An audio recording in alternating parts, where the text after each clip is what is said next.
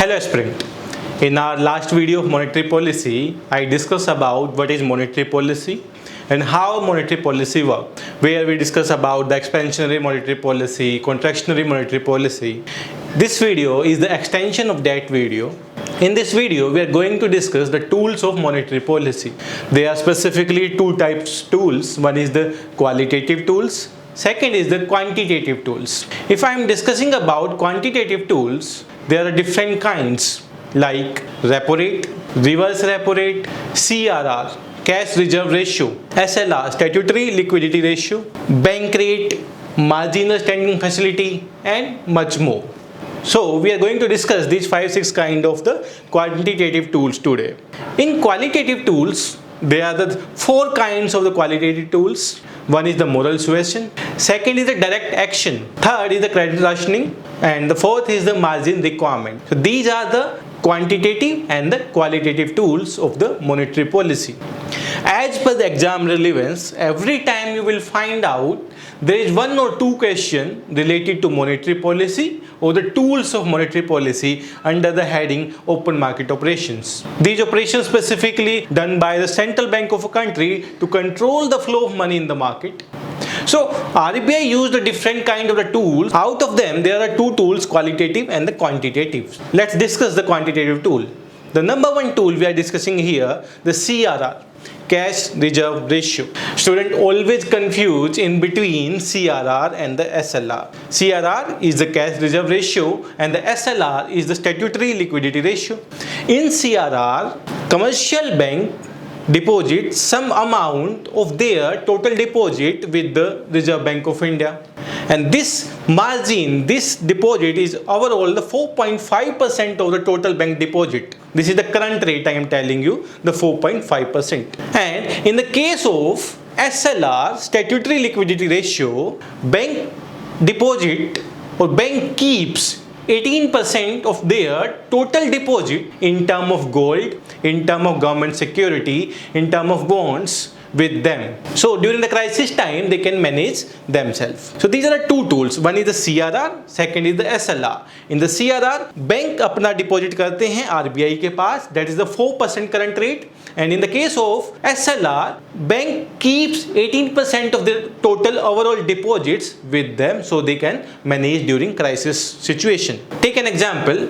Bank having a total deposit of 1000 rupee, and out of that 1000 rupee, bank need to deposit 4.5% with the Reserve Bank of India. That is the 45 rupee of 1000 rupee bank will deposit with the Reserve Bank of India. And in the case of SLR, out of that 1000 rupee, commercial bank keep with them the 18%, means 180 rupee with them in the form of government security, in the form of bonds, in the form of other security. So they can survive during the crisis. So this is the difference between CRR and the SLR. The confusion student having in this rate, they are confusing कौन सा Reserve Bank के पास है, कौन सा commercial bank के पास है. So there is a technique also in CRR. There is a double R that's mentioned in the Reserve Bank that notify about the Reserve Banks. In the SLR, here S is for the scheduled commercial banks. So SLR we can notify from the S, this is with the scheduled commercial bank. CRR from the R we can notify with the Reserve Bank, or with the C with the central banks we can say. So there will be no confusion if you are remembering CRR and the SLR according to this. Now let's come to the next rate. That is the bank rate. In bank rate specifically, RBI lend money to the scheduled commercial bank but without any security. RBI lend money to the scheduled commercial bank without any security for the short term. That is known as the bank rate. But there is a question mark. In the same condition, RBI lends money to the banking system, to the commercial bank in repo rate as well. So what is repo rate here, and what is the difference between bank rate and the repo rate? Repo rate. In case of repo rate, Reserve Bank of India lend money to the commercial bank with respect to given some security, with against some government security, with against some bond, where the commercial bank giving a date to RBI, they will take back this security within the specific limit of time. That is known as the repo rate. and in India the repo rate current is 6.5%. Where in the bank rate we discuss RBI lend money to bank but without any security and no repurchasing agreement by the commercial banks. Where in the case of repo rate, there is an agreement with the Reserve Bank of India, the commercial bank, scheduled commercial bank will repurchase the security from the Reserve Bank of India within a specific time periods. So that is the difference between repo rate and the bank rate. Bank rate में कोई भी आपके पास security देने की जरूरत नहीं है. Repo rate में you need to give the security to the RBI. In case of the bank rate will be on the higher side always. Like if the repo rate is a 6.5%, the bank rate will be 6.8%, 6.9% because it does not include any security. And in the case of the bank rate, there is no repurchasing agreements by the commercial bank to the RBI. And in the case of repo rate, there is a repurchasing agreement in between the RBI and the commercial bank. Now let's come to the next tool, that is the reverse repo rate. The name suggests it is a reverse of the repo rate. In this case, commercial bank, scheduled commercial bank lend money to RBI. Why RBI took this kind of operation? To manage the money flow in the market. During the demonetization, banks are having the full of money. At the time, RBI tell them, you can park your money with us, but we will not provide any interest rate if you are having the excess amount of money. That's under the reverse repo rate. But in the normal condition, when the economy is performing very well, RBI provide a rate of 3.5% in the current scenario to the commercial bank regarding the reverse repo rate. In reverse repo rate, RBI take money from the scheduled commercial bank in form of some security that deposited with the commercial banks. And they also having a repurchase agreement. RBI will repurchase after a specific period of time. So that is the reverse repo rate. So we discuss about CRR, SLR, bank rate, reverse repo rate. Now the next is marginal standing facility. There was a question in the prelims as well related to the marginal standing facility. In the marginal standing facility, this is a condition when there is no money within the banks or no money with interbanks for a specific time periods. Then the banks are taking money from the RBI for a specific time. That is known as marginal standing facility. That is a name notify, marginal standing facility. कोई emergency situations में bank can take money from the RBI. This is the marginal standing facility. These 6-7 operations, why RBI do? To maintain the flow of money in the all over the economy. ये एक specific section पर targeted नहीं है. This is targeted to the complete Indian economy, so they can manage the inflation, they can manage the demand and supply of the money in the market. So this is the quantitative tools used by RBI to control the money supply in the market, and this is the one of the tool of monetary policy. Now let's move toward the qualitative tools under the monetary policy that RBI use for specific segment, for specific banks, for specific action. So what is the difference between quantitative and qualitative tools? Quantitative is for all economies. उसका impact सबके ऊपर होगा on each and every banks, on each and every policy. But in the case of qualitative, there should be a specific target like SDFC Bank, target like Yes Bank, target like IDBI Bank. So they having some specific action. So there are the 4 qualitative tools. One is direct action, second is margin requirement, third is moral suasion, and fourth is credit rationing. So let's discuss one by one. What is direct action? The name suggests direct action. In this case, central bank of a country take action against a specific bank or a specific credit institution if they are not following the policy of RBI. As an aspirant, you are reading newspaper regularly, so you are finding some of the columns in the newspaper where the news are RBI put a action on Yes Bank, RBI put action on Paytm payment banks for getting new customer from 2022. RBI put an action on SDFC Bank to releasing its credit card to the customer. What are these actions?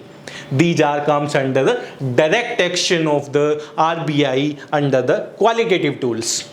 So RBI specifically focusing on those banks, they are not following the policy issued by the RBI. That comes under the direct action. So that's a part of qualitative tools of RBI monetary policy. Now, policy is margin requirement. In margin requirement, as a name suggests, margin. अगर आप लोगों ने कभी loan apply किया है banks में, regarding even it's the car loan, even it's the home loan, even it's the personal loan. In that case, when you are submitting asset to the banks keep some margin and provide you the some amount of loan. Take an example. Your home value is 1 lakh rupee. If you want a loan on the home, the bank will offer you 80,000, not 1 lakh. The difference between 1 lakh and the 80,000 is 20,000 rupee. That is the margin kept by the banks. ये margin रखा क्यों जाता है? Specifically, banks keep this margin so that the money supply in the market will be remain the same. If they are releasing the 100% of the money in the market, then the supply of money in the market will increase. That will lead to increase in the inflation in the market. So that margin requirement for the specific loans, the policy issued by the RBI and commercial bank follow this policy.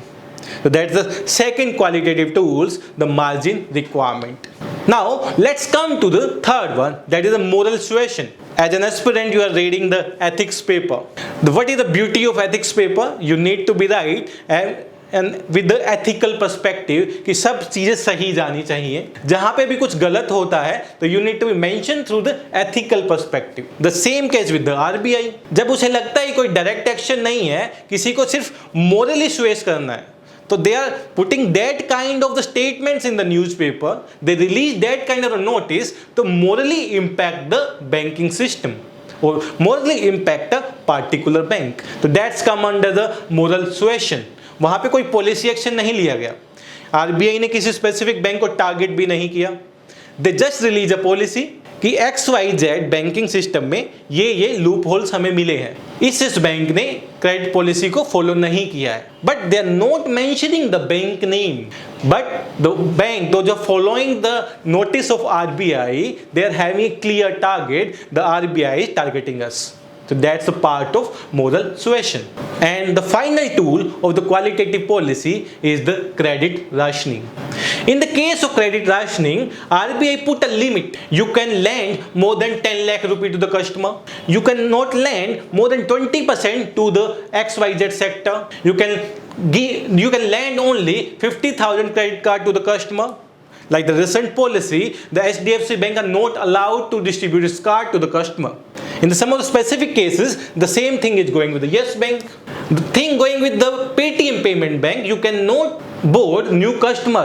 This is the credit rationing. In the case of credit rationing, you cannot lend a money beyond the limit. And the limit is set by the Reserve Bank of India in the condition they are looking at of the economy. अगर bank का condition अच्छा नहीं है तो limit आ जाएगा. Economy का condition अच्छा नहीं है तो लिमिट आ जाएगा. So in that case, specifically, RBI is focusing and the RBI looking as a big father of these sons. If the RBI is the father and the bank are the son. So RBI is looking at their son कि कौन सा बेटा किस सही direction में जा रहा है and which son is going in the wrong direction. So जिसको भी wrong direction से लेके आना है, अगर वो आराम से मान जाता है तो दैट्स द क्वालिटेटिव पॉलिसी कि मैंने उसको कोई मारा नहीं. I am just through the qualitative policy they are coming to streamline. If they are not working according to the qualitative policy, then comes through the direct action. You cannot lend this much amount of the fine, you will deposit to the Reserve Bank of India. That's the condition by the Reserve Bank of India. So these are the tools of the monetary policy which RBI use regularly to maintain the flow of money in the market, to maintain the demand and supply, to control the inflation, and to manage the complete monetary policy in the Indian economy. So in the next video, we are going to discuss about the fiscal policy that's done parallelly to the monetary policy. But the fiscal policy is completely with the central governments or the government of India. So in next video, we will discuss about the fiscal policy. So stay tuned. If you have any doubt, you can mention in the comment section. Thank you. Thank you, everyone.